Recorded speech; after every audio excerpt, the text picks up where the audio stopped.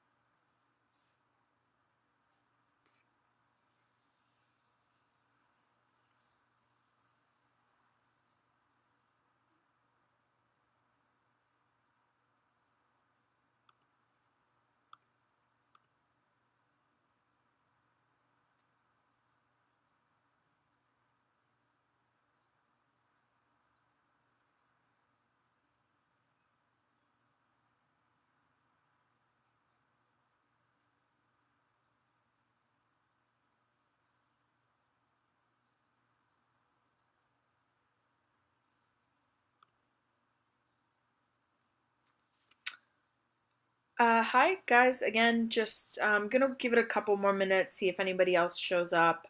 If not, please feel free to post your questions up on the chat section. I really only want to speak for maybe like 10 minutes. I want to give most of the time to you guys to ask whatever questions you can so I can help you in whatever things you might need help with. Thanks.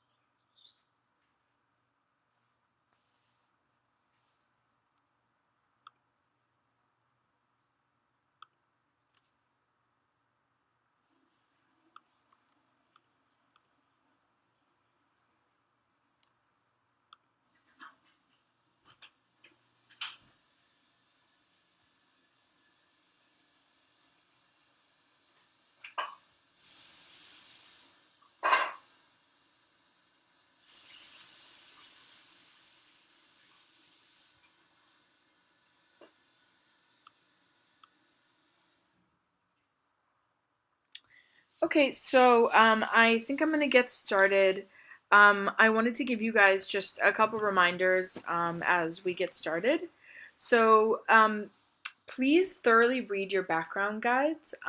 These are really important to committee. They're going to be probably your best source of information outside of your own research. So I would really suggest reading the background guides for each of your respective committees. I also want to encourage you to email your directors if you have any substantive questions. And if you have any kind of administrative or logistical questions, email info@hmanindia.org. That's where those questions can best be answered. I wanted to remind you about position papers. These are due July 25th, and they have to be uploaded to Monbase. All of the information you need about your position papers is in the background guides, but if you have any questions, I can try to answer them if I can. And I also wanted to talk briefly about the Impact Initiative, which is the second year HMN India is doing this. So the Impact Initiative is a platform for students to learn from, interact with, and ultimately recognize organizations and individuals working towards sustainable development goals. So I really encourage you to get involved with the Impact Initiative at HMN India this year if that's at all what you're interested in. So again, I just wanted to remind you, if you have any questions, please feel free to post them on the chat, and I will try to answer them. So we will be discussing tips related to all committees, not just the UNHCR. Yeah. Actually, we're not going to be talking about the UNHCR really at all. We're just going to be talking about kind of general tips for how to prepare for committees in HMN India. I hope that answers your question. Let's see. So you can't hear me. Is anybody else having problems hearing me? If you can hear me, can you give me kind of like a yes or no?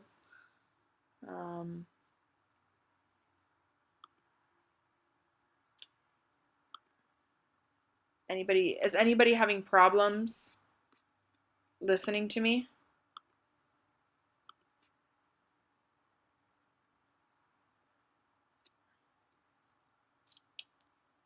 So can everybody hear me? If I don't hear back from anyone saying that they can't hear me, I'm just going to continue. I'm going to assume that everybody can hear me.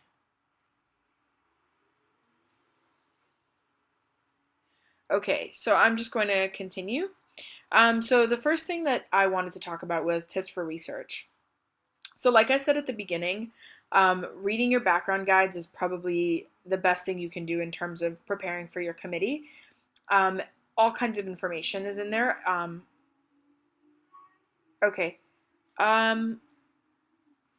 So let's see. On my end, I've raised the volume. I think is basically as far as I can. The video on my end is also working. Yeah, I would try maybe refreshing the page. I don't know that there's much else I can do from my end, but if it persists, yeah, please maybe try logging out if you continue to have problems. Okay, so in terms of research, I think again, I can't reiterate enough how important it is for you to read the background guide. Your directors have included things in there that they would want you to read, and they've also made suggestions for further research. So in terms of further research, I think some of the things that people often overlook are maybe personal accounts of an issue. So taking the UNHCR, for example, just because it's something that I've had experience with, if you're reading or speaking about refugees, I find it very helpful to read personal accounts, read journals, read maybe biographies, watch films, things like that. I think are often overlooked when people are doing research, and I think they often give you kind of a unique perspective and insight into the issue that usually more academic works won't give you. Um, Yeah, sorry about that. So I'm having the same problem. My video is also kind of delayed. So I'm sorry about that. I don't know how to fix it. But hopefully you can hear me, and that's the important part. Um, so yeah, so I would encourage you to look to kind of unconventional sources for your research. I think that's where sometimes some of the most rich material is. I would also encourage you to reach outside the boundaries of your topic just a little bit. So if there are areas, maybe some history that you feel like you could know a little bit more about that would make it easier for you to understand the committee, I would say research is one of the most important, history is one of the most important things to research. It helps you really understand a topic. And I would also catch up on the most current events with your topic. So remember that your directors wrote these background guides kind of, maybe a month or two ago, and there could have been recent development in newspapers that are not covered in the guide. And so I find newspapers to be a really helpful source of information. So I would say to look at those as well. And then another part of kind of doing your research, I would say, is obviously country-specific research. So I think you can, do a lot of research on the topic itself, and your director will do a lot of that research kind of for you in the background guide. But where you really have a lot of room to kind of find your own research is when you're with your country specific. So all of the decisions that you make in a committee room have to be kind of informed by the policy that your country supports and promotes. And usually this is kind of the most difficult research to do, only because there's very little volume, or maybe a country doesn't have a specific stance on it. So this is what I would encourage you to spend the most time on, because it is going to be the most difficult. It's also going to be the most important to the work that you do in committee. This kind of research will help you know who you're supposed to be speaking to, what countries have similar stances to you, when it's time to form blocks, who you should be talking to. So really this is critical, understanding your country's position on the issues. I would also try to understand the big players' stance on the issues, so people in the Security Council, or countries who are directly affected by the issues. I would try to understand and do research on those as well. I think it's very important to kind of understand the climate in the room and be able to really know each block's positions, even if it's just surface level, so that you can know what to expect from a certain block. So those are kind of my tips for research. Does anybody have questions about research before I move on to kind of more general prep tips?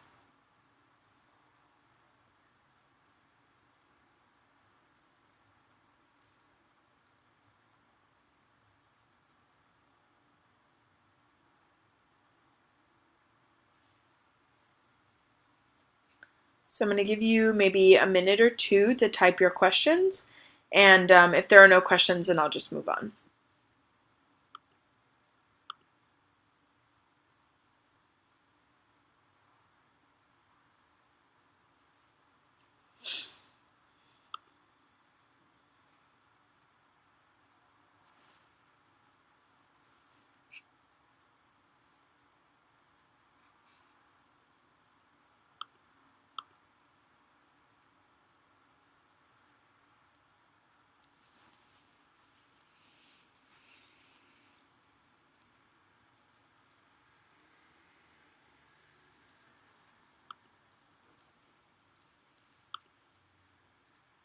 Okay, so I don't see any questions, so I'm going to move on to kind of the second part, which is preparation.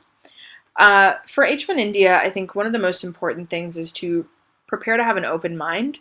I think a lot of delegates come into the committee room expecting to really just combat and debate the other delegates, debate is healthy, but I would say that in the committee room, what's most important is to be able to have an open mind and be open to creating blocks and to merging resolutions. And so I think really the bulk of the committee work happens when delegates are speaking to each other in unmoderated caucuses, and when you're really bringing together resolutions instead of standing in front of the committee, kind of just speaking. Oh, okay, some questions. Okay. So how do we try to find solutions based on our research? So I'm hoping that what you mean is, how do you write a draft resolution based on your research? So you're not expected to write a draft resolution, or you're not expected to come into the committee with a draft resolution written. So draft resolutions will rely a bit on your research, but mostly a draft resolution will be made up of what you speak about during the committee. So your research is meant to inform your positions and the kind of speeches you'll be making in committee, but it's not really meant to completely support your solutions, because solutions will arise throughout the committee, right? So people will kind of come to different conclusions based on how the dialogue in the committee is moving. So you might have done a lot of research on maybe one aspect of the topic, but if discussion has moved to a different topic, that's what the resolution is going to focus on. So the research is really meant to kind of inform a resolution, but not really to create it or base a resolution on. I hope that answers your question. If you have a further question, definitely put it up there. So this is another question. Is there a way we could know all the countries under our topic? I'm not sure what you mean, but I think you mean everybody present in the room. I don't have that information, and I certainly don't have that information for all of the committees. But you can email info@hmanindia.org, and they might be able to tell you. I think in a GA or an ECOSOC, you can expect most countries to be represented, most of the larger countries to be represented. Usually it doesn't change the dynamic in the room too much, but if you really want to know, you can email info@hmanindia.org and they would be able to tell you. Okay, so going back to preparation, I think another thing that delegates should be focused on and really have time for is knowing how to maybe stand up in front of a crowd and give a speech. It's one of the most important things about HMAN India, and it's probably one of the things that will be the most important that you learn at HMAN India, is how to stand in front of a crowd and give a speech. And I think preparing for that is really just iterating, right? So just standing in front of a crowd and giving a speech is the best way that you can prepare for something like that. And of course, you're always going to be nervous. I think it's natural for even a first-time speaker to feel very nervous. But I think if you have a speech that maybe you've practiced before, or you kind of have a general idea of what the first thing you want to say is, I would encourage you to have that kind of prepared if it's your first time speaking. That way, it's a little easier for you to do that. So, Satwika, I'm seeing your question. It says, can you see this chat? I've asked a few questions, but I am assuming you haven't those. So I answered your first question about, is there a way we could know all the countries under our topic?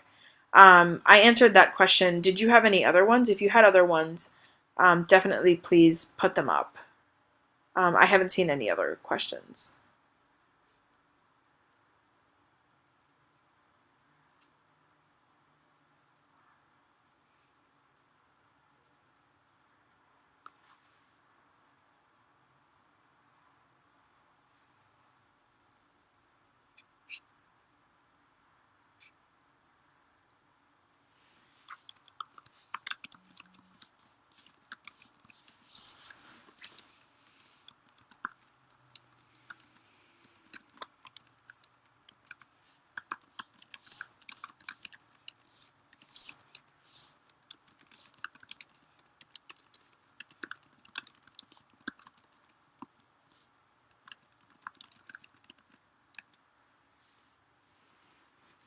Okay, so the question was, is there a way we could know all the countries under our topic? And the short answer is no, I don't have that information.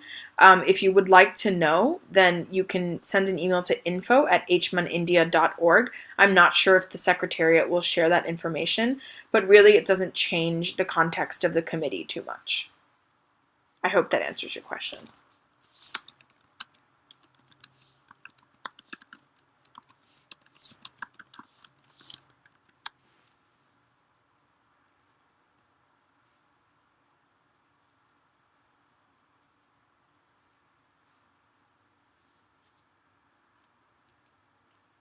So yeah, I've answered the question twice now.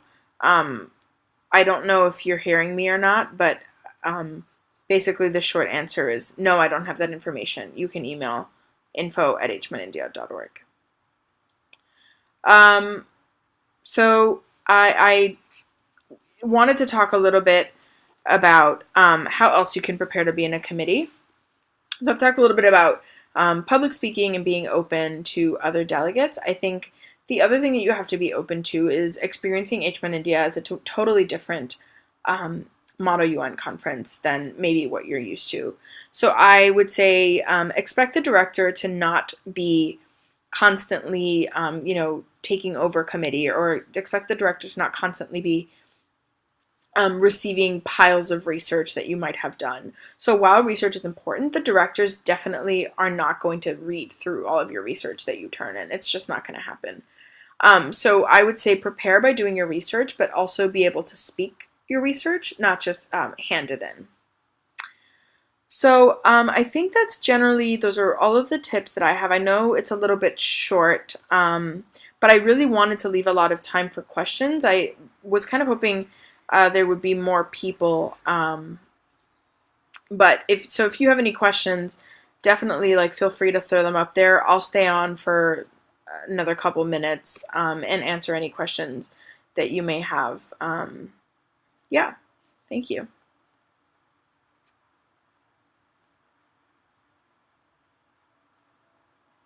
Yeah, so the question is, what is the time limit I can expect for giving an opening speech? So that totally depends. So that's kind of an ROP question, and you can find that in our rules and procedure. It's on our website. I'm going to try to find the link for you so that you can read up on it. But basically, excuse me. So basically, you can expect that you would be given anywhere from 30 seconds to maybe like a minute to speaking time. It depends on what motion gets passed at the beginning. So it really just depends, but anywhere between 30 seconds and 1 minute you can expect. I hope that answers your question. I'm trying to find the link for you. I can't, but if I find the link, I will post it so you can read the rules of procedure for sure.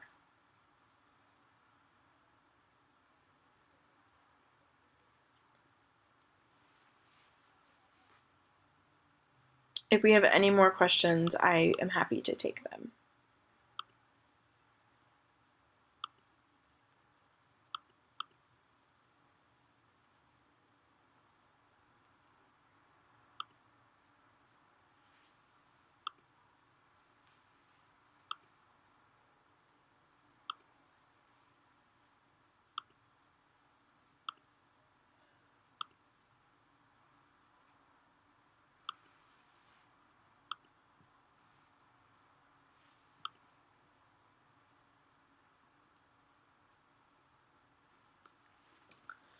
Okay, so next question.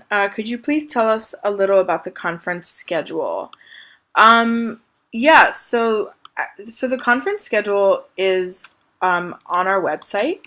So I'm going to put the link up for you guys. So that's the conference schedule. So we are, oh, I'm sorry. I actually,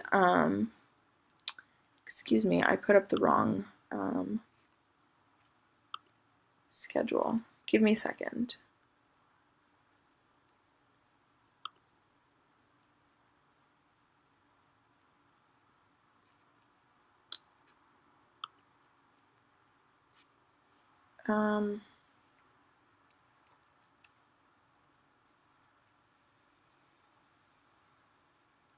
Okay, so I don't have a conference schedule. I apologize for that. I would email info@h1india.org. I'm a director. I'm not on secretariat, so I don't really know the conference schedule.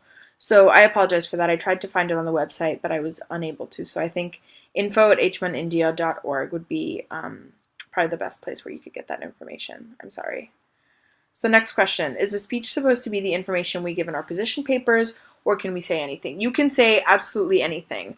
If you want to reiterate what you said in your position paper, that's absolutely fine. But you can speak about anything that you want to speak about, both in your opening speech and throughout the committee. So yeah, it definitely doesn't have to be anything you wrote about in your speech. Yeah, you're welcome. If we have any more questions, definitely put them up. I'll stay on for a couple more minutes.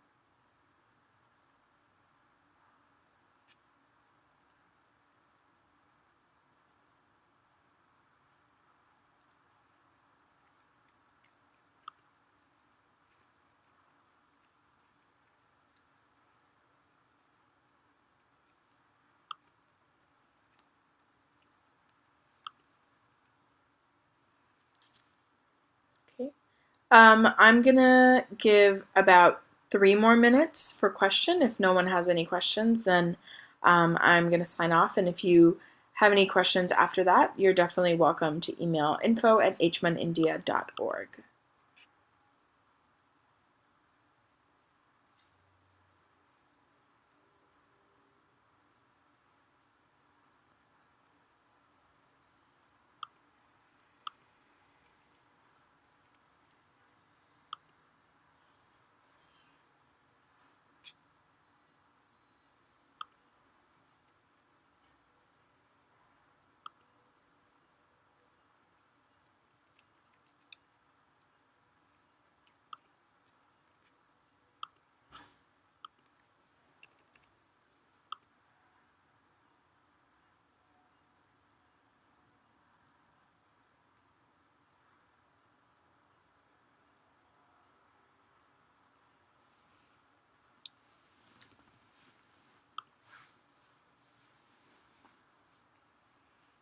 Is there a way I could contact you after this live stream ends? Yes, absolutely. So my email is unhcr, sorry, unhcr@hmanindia.org.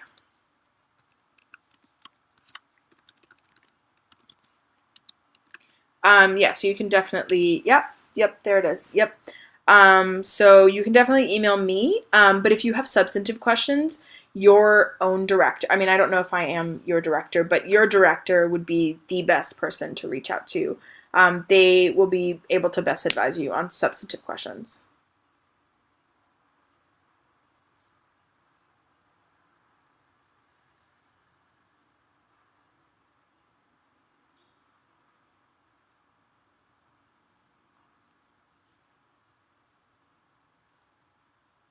So here's the next question. Another problem I faced is to shorten the information for the speech because I can expect only a minute or so to be given. What should I take care of when minimizing the information? That's a good question. So I would ask you to not talk about what everybody already knows, right? So a lot of the times when people go up to make speeches, they kind of reiterate what people have already read in the background guide or what everybody has already done research on. So I would encourage you to only talk about a new idea, some sort of argument that you're putting forward, because you don't need to reiterate the problem. Everybody already knows the problem, right?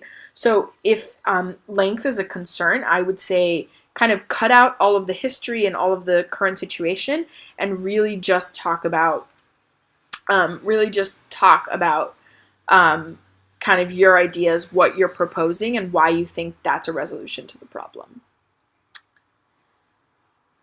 So next question, where and how should we start our research? So I don't know if you were with us for the first half, but I suggested that you start your research with your country. I think it's very important that you know, first and foremost, what your country's stance is on things. I would also suggest, and you can go back and listen to the beginning of it, but I suggested that you look at kind of unconventional sources.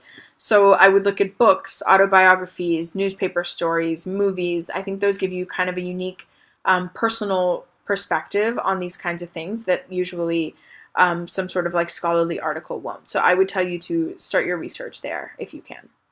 And I hope that answers your question. So about the email, I don't know why it's showing up censored, but it's UNHCR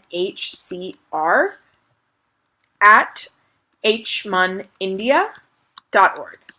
And you can find that up on the website. That information is on the website if you need to find it.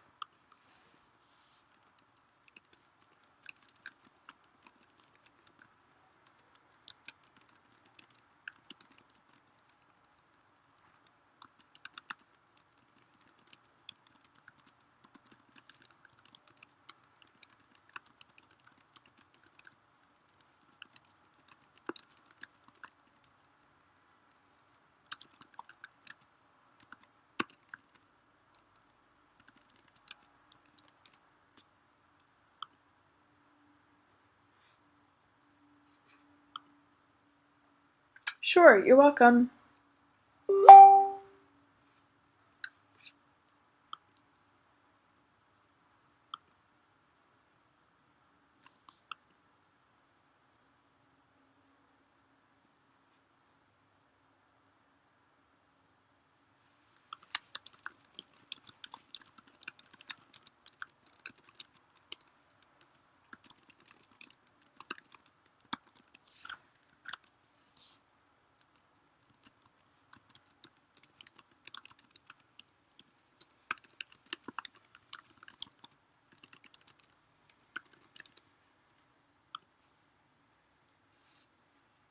So again, I'll stay on for a couple of minutes waiting on some questions, and if there are no more, then I will log off. So if you have questions, please put them up.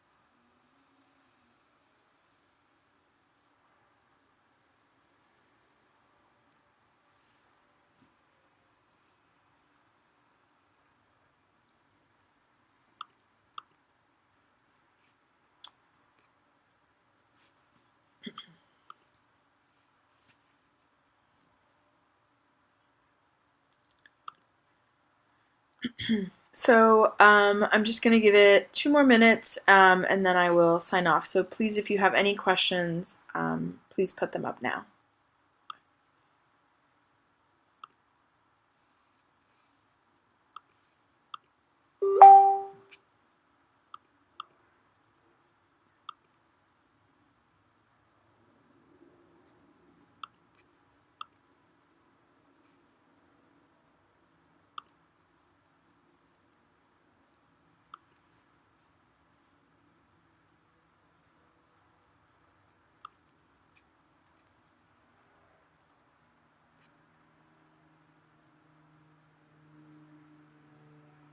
Okay, well, thank you all for watching.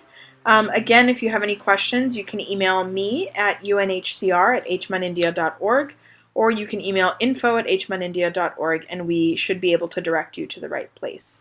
I hope this was helpful to you guys, and thank you so much for coming.